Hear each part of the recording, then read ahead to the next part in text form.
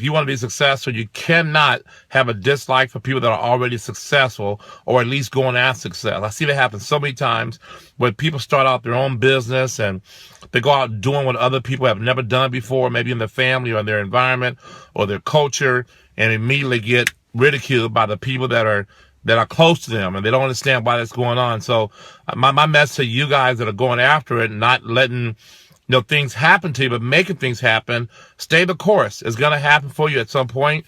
I know it's very frustrating when your friends and family tell you that you're not going to make it, but listen, you're not going to get wealthy with your friends and your family. I mean, that's some bad news for you, okay? But it's actually good news as well, okay? Because why? Your friends and your family are just that, your friends and your family. And the minute you start mixing business with your friends and family, in most cases, there are some, rare scenarios where family work together in business and there's no problem. But in most cases, if you started your own barbershop and your friends came into the barbershop, are they going to give you more than what you asked for? Or are they going to ask for something complimentary or for free? 9 times out of 10, when a family member or friend come into your establishment to support your business, they expect for you to give them, at the very least, a discount. But in most cases, they're offended when you ask them to pay you for services rendered, okay? So why would you want to build your business with the support of your friends and family initially? Okay. Now, when you're starting out right now, you don't have a lot of money to be giving away to friends and family just so they can say you're cool. So what you want to do is in the beginning is maybe isolate yourself from your friends and families, the ones that are not supportive, that don't have your vision. Okay. And so that's just the standard to be successful in anything you do. For example, I didn't go to college. Okay. I'm still street smart. I have my PhD, my public high school diploma. I do have my MBA, which is my mega bank account, but I didn't go to formal education. So guess what I didn't do when I decided, or when I discovered that was not the way I was going to achieve my success? I didn't hang around people that were going to college. Okay, my friends were people that were actually got out of high school and went into the workforce right away, and then eventually either tried to start their own business and maybe failed at it, or just became good employees. But I didn't hang around people that were big on education, formal education. And I have tons of friends that went to college, graduated, are scholars, and we're buddies, we're friends. But in the beginning part, I didn't hang out with them, not because they were doing anything bad, or because they were better than me, or because I was better than them, but because I knew that we didn't speak the same language. And I knew if I was around them, it would make me feel uncomfortable, because once they started talking about things as it relates to formal education, I would be very docile in that environment. So I obviously went towards the path of least resistance. And it's the same with you as an entrepreneur, where if you want to become successful in your own business, you cannot hang out with people that are not achieving success or not at least going for it. Are you with me? So if you're having a guy who's going to be in his job forever, you talk to him, you ask a question, hey, Bill, hey, Joe, hey, Mary, you ever thought about your own business? Oh, no, I would never have my own business. Why would somebody do that? That's unsecure. I like the job with benefits. Well, that person is entitled to their opinion. They're entitled to their opinion, and let them be entitled to their opinion. Okay? But other people's opinion of you does not have to become your reality. You're entitled to your opinion. Okay? So what you do is you find like-minded people that are entrepreneur-minded people that get it, and you spend time with them. And you're going to get a lot of encouragement from them. Matter of fact, you'll get more support from them. When they come into your restaurant, your barbershop, or they use your services, they're going to actually probably give you more than what you asked for, because they understand the grind. They understand the price that's paid to become successful. Believe it or not, I've been in sales now for almost 30 years.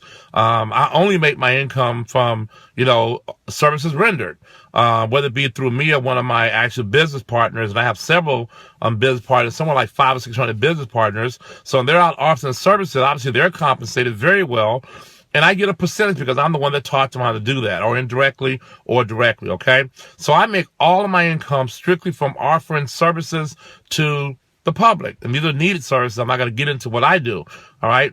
But I want to tell you something, all right? Most of the time when someone comes to me to try and sell me their ideal, sell me their services, I'm the easiest seller in the world. Now, don't call me though, okay? But I am the easiest seller in the world because I respect the grind. When people door knock me and want to sell me something at my front door, I answer the door, and with respect, I bring them in most cases, and then I offer them something to drink, and I listen to what they're talking about, because you can always learn from everybody. But that's just me respecting the game and the price those people are paying when they go out and actually, do what they do. So I'm going to tell you that. So stay the course. Don't worry about that, okay? So here's tip number 3. You ready? Here it is. Entrepreneurship is the best game in the world if you understand the system that we live under, the structure. If you understand the framework of the country that you live in. For example, I live in the United States. The framework that our system was built upon is called capitalism. Now, schools don't teach this. They don't teach capitalism. You know why? Because schools, they train employees to go work for corporations, and they're funded by corporations and the government. So those employees can be exploited at some point.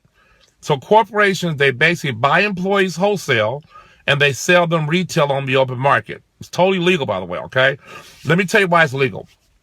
Going back 300 or 400 years ago, when slavery was considered illegal, and that's where you actually hold a man or a woman against their will and make them work for you, and you have this abundant life, and they end up living in the back house, outhouse, no house. They get the worst health care. They get the scraps off your table. They're literally slaves, okay, and they're held against their will physically. Well, somewhere between 1863, 1864, during the Emancipation Proclamation that was signed by Abraham Lincoln, a Republican, by the way, not that I'm getting political on you, okay, but Abraham Lincoln, the man who freed the slaves, was a Republican. But I want you to understand something. The game was written like this. The Bible says the borrower is a slave to the lender. And what the former slave owners figured out is that we got to stop holding people physically and start holding people financially. So they invented a card called the MasterCard, because when you swipe it, you enslave your future. You enslave your family. You enslave yourself. And there is no chains on your hands.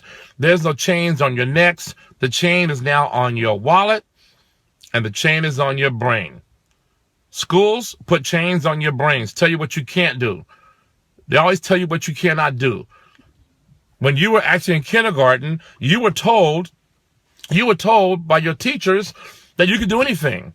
When you were 4 and 5 years old, you were told what? Hey, what do you want to be, Johnny? I want to be an astronaut. You could do that. Write that down. Here's some crayons. Draw a picture of what you want to be. And your kid came home from the first day of school with a picture, and you put it on the refrigerator, and he drew out the white picket fence, and he drew a picture of mommy and daddy and the dog and the house and his little brother and little sister, right? And he draws a picture of him being an astronaut or him being a doctor or a ball player or a businessman.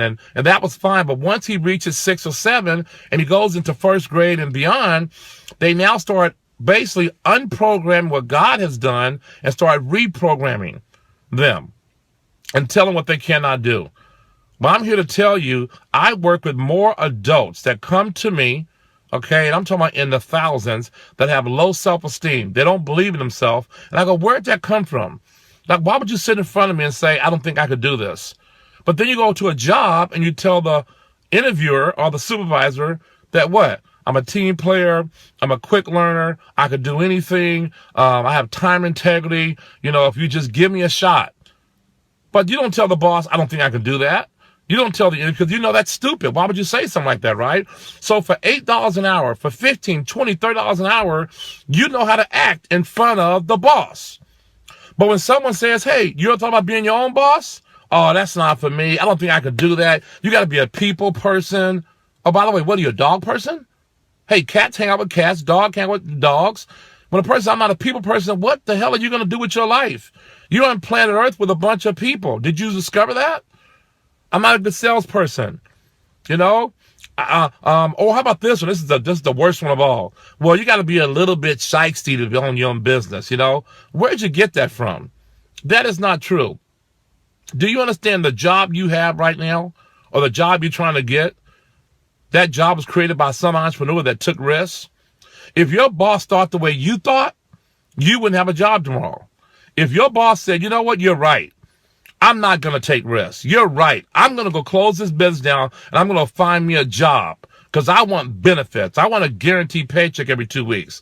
If your boss thought like you wouldn't have a job.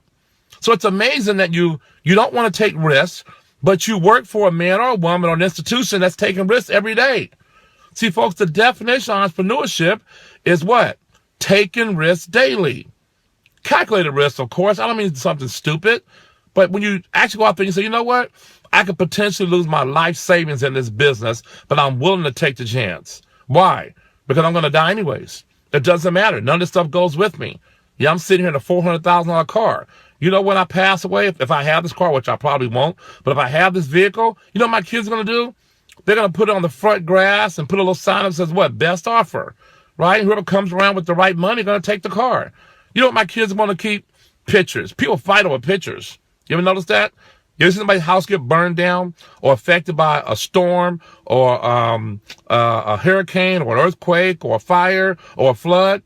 And you see those families when they go back to the rubbish where their house is just basically gone, it's splinters, and they're crying when they see a picture. They go, oh my God, there's a picture. And they want the pictures. They want the memories, folks. People don't want this material stuff. Yeah, you know, I wear custom clothes, and yeah, I drive a nice car, and yes, I live in a nice neighborhood, but that don't make me. See, that's just how I keep score. That's just me rewarding myself for the hard work I put in, okay? But I can tell you this. Thousands of people are benefiting from the fact that I like nice stuff. Because I can't get nice stuff unless I offer a service. Get it? I can't have the lifestyle I have unless I offer a product or a service that's beneficial to somebody. And because I have more people that are benefiting from my services, I have more what? I have more money in my account. That's all that means. So when you work for somebody else, you're never going to be paid your worth. You can go give everything. I was a paramedic for 5 years. I saved lives. I've delivered babies. You name it. I've done it all in that particular field. You know, I watched people die in my hands. I've done CPR several times on people. And guess what, folks? $5.90 an hour was the max I was paid when I left that field 1988 to go into my own business. So, folks, what I didn't match the pay. But I knew what? You're not the owner, Gary. The owner dictates your pay. Don't hate the player or the game. Go become that person. And I want you to understand, as an entrepreneur, the system is designed to benefit you. So here it is, okay? It's capitalism. All right? I hope this light won't go off on me again. If not, I'll just turn it back on, okay? But here it is. Here's the system, right? The United States government is funded by tax dollars. So you wrote that down? The United States government, who regulates what? The economy, is funded by tax dollars. It is not a private entity. It is a public entity. Now, the United States government, contrary to what you believe, is actually you. It's not the president. It's not Congress. It's not the House of Representatives. You understand it? It's not the lawmakers. The government is you, because you put these people in the office. Your votes put them in the office. And yes, I know money buys votes today. I understand that. But I want you to understand something. The United States government, in my opinion, is the best system in the world. There's three systems. There's socialism, there's communism, and there's capitalism. And the United States government works on the lesser of the three evils, which is capitalism. And we have a little bit of the dictatorship, okay? I think that's important to have control and order. We also have a little bit of that socialism. I'm a little concerned about that one, because that's where you actually take the A students and you give their grade to the D students, because the D students weren't disciplined. That's stupid to me, okay? We're not going to get into that, okay? But I do want to tell you this. Understand the system. The United States government is what? Structured and paid for by tax dollars. The next thing you understand is, where do we get tax dollars from? Well, the easiest and the quickest way to get tax dollars is through payroll taxes. So the government over here is going to partner up with the entrepreneur, you, and they're going to give you all these tax breaks, because they know if they give you tax breaks, you're going to take those tax breaks and grow your business. And when you grow your business, you're going to now take those tax breaks and hire more people. See how that works? Making your business more efficient, making your business more competitive in the marketplace, and giving you all these subsidies so you as the entrepreneur can have a better life, because if they give you more money, you can employ more people. You might be thinking, why would they do that? Well, here's the game. If I employ one person, there's only payroll taxes coming from that one employee. And payroll taxes fund what? The system. And that's just one thing. We'll cover more in a second, okay? But also, too, if I employ 50 employees, the government can what? Tax those 50 employees. See that? They don't want my one check from my income. If I make $10 million a year in my own business, you think they would hit me the hardest? No, they're not going to hit me. They're going to hit my 3,000 employees. Okay, why? Because my 3,000 employees are going to pay taxes every week, every 2 weeks. And the government says, Gary, you are what? The owner. We would like for you to take out of Joe's paycheck before he gets his hands on it, because we don't trust the employee. He's a liability to the system. He's not an asset. Take out his paycheck through payroll taxes and hold that money in your account for a complete year. You get all the interest on it. At the end of the year, you can pay the payroll taxes. So, for example, if I hire you and you work for me and I pay you $1,000 a week, and let's say you're in a 35% tax bracket, okay? I'm going to deduct $350 from your check. It's not the government. It's me. I'm taking $350 out of your check. You're going to take home $750 to your wife and your kids. I'm going to keep the $350 in my account because I don't have to send it to the end of the year. And it's going to draw interest in my account. And then at the end of the year, I'm going to send your $350 times how many checks I gave you throughout the year. There's 52 weeks in a year. So I'm taking $350 times 52 weeks in a year, and I send that to the IRS. Now, I provide you with health care. I provide you with maybe a business expense account. I provide you with a lot of different things. But did you know at the end of the year, the IRS says, Gary, can you show me basically a P&L, profit and loss sheet, where the $1 million that your company made or the $10 million, can you show me that you spent that back into the business? And when I show the IRS that I actually made $10 million, but I put 900 or 9 million, should I say, of the 10 million into the business, the IRS says that you don't pay taxes on that 10 million. You only pay taxes on the million. Okay? Now watch this. But what if I decide to employ my kids? What if I decide to take my daughter and make her an employee of my company and then give my daughter a scholarship funded by the company so she could further her education? Would her education be a tax write-off? Interesting. What if I decide to employ my son and give my son a company car like your company does? Would that car be a tax write-off? It's not his car. It's a company car. His boss happens to be his dad. What if I employ my wife and we go out to dinner tonight and we talk about our business, which we do all the time? Would that dinner be a write-off? I am having a meeting with my business partner, who happens to be my wife. See, folks, when you understand how the government works, it's not to punish the entrepreneurs. They want you to be rich because they know you get rich, you do what? Like, for example, I'm in this big car here. There's luxury taxes. You know, when you live in a bigger house, you have bigger property taxes, which funds the schools, by the way. Okay? So the government wants you to be rich. They want you to become successful, and the rules are made to benefit the entrepreneur. And if you understand the tip I just gave you, you will become an entrepreneur. Now, here it is, okay? Here's some bad news. After I took out your check $350, and you took home $750 to your spouse, assuming I paid you $1,000 a week gross, after I took out of your check, you take the $750, and your wife calls and says, honey, on the way home, can you please fill up the car for work tomorrow with gasoline? You stop by the gas station, and you pump $50 into your tank. Did you pay attention to the actual price of the gas? Because guess what? There's also fuel taxes, again, that you have to pay. Now, mind you, you already paid taxes before I gave you your check. Your wife said, honey, by the way, fill up the gas tank. Also, stop by Walgreens because we're out of toilet paper. You know, we're out of Pampers for the kids. Well, guess what? There's sales tax. So now think about this. You've been taxed twice already, not including the tax I took out off the top. You come home, your wife says, honey, what do you have left? Well, baby, I stopped by Walmart. I also stopped by the gas station. I got some gas as well. So, okay, great. Give me the checks. So you give your wife what's left over. Let's say you have leftover $690, all right, after you put gas in the car and stop by and get some toilet paper. Your wife takes the $600 and says, okay, honey, it's time to pay the bills. So now she pays your cell phone bill, right? She pays your electric bill, your gas bill, and your home phone bill, and your cable TV bill, right? Because bills have to be paid.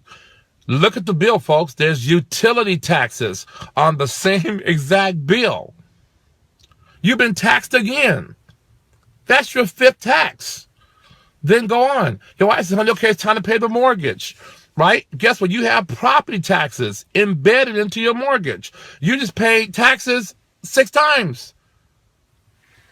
Folks, you say, well, I'm going to start saving money. I want to send my kids to college. I'm going to put money in investment, which I think you should do that. But guess what? There's capital gain taxes.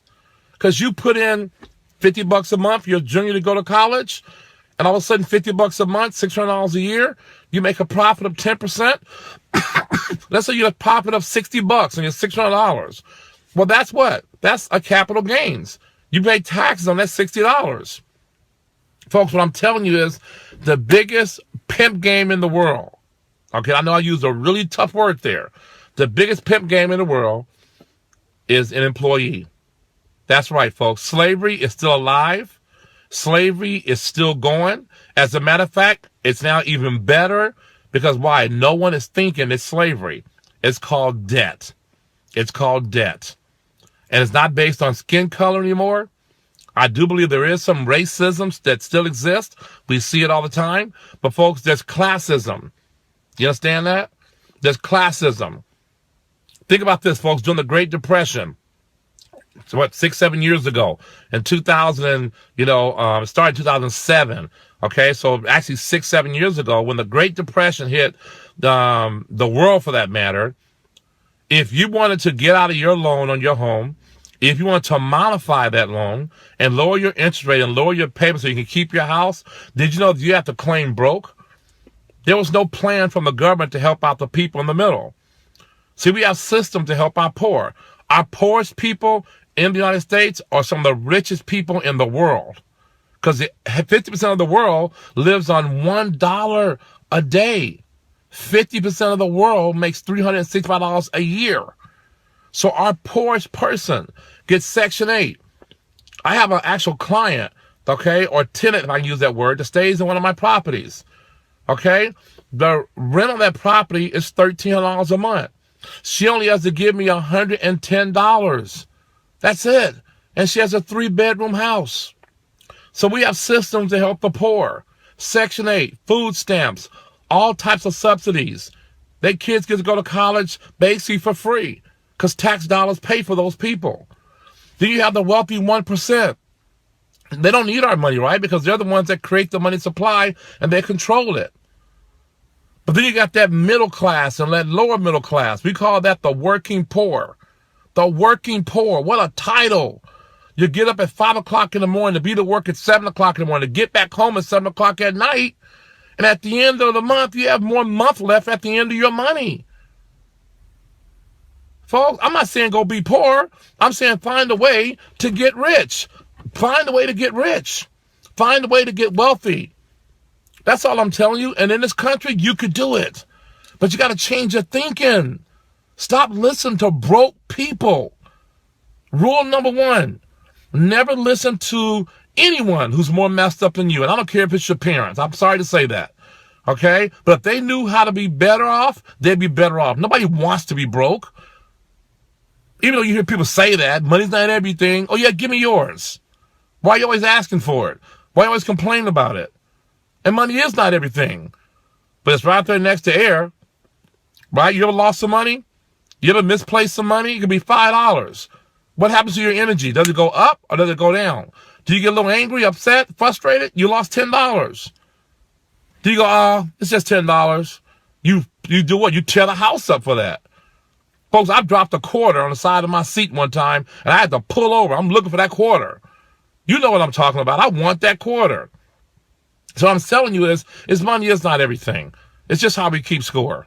So my advice to you in the last 25 minutes, go start your own business. Okay? Don't quit your job. Okay? Do what you got to do. Get that paycheck. and then take that paycheck and fund your own business. America wants you to be an entrepreneur. We're getting our butts kicked right now by China. Because why? We have no entrepreneurs. Schools have beat up entrepreneurs. Schools have talked down about entrepreneurship. School teachers are telling kids, go to school, get an education, get a good job. But you can't get a good job if there's no job. You be telling kids, go to school, get an education, start your own business. Whatever happened to that? That's what made this country great. Somehow we got off track. So do what you need to do. You're going to make it happen. I'm here to help you. You're not going to fail. You're not going to fail. I will not let you fail. I'll see you at the top because the bottom is too crowded, baby. It's too crowded. Let's go. We can make this happen. Our family is dependent on us. Our country needs us. The next generation needs us to win. Go freaking win. And stop following me on Facebook if you ain't going to follow my directions. Go win. Stop making excuses about your skin color, your lack of education, your financial situation. Stop using God as an excuse. God has nothing to do with broke. He has nothing to do with struggling.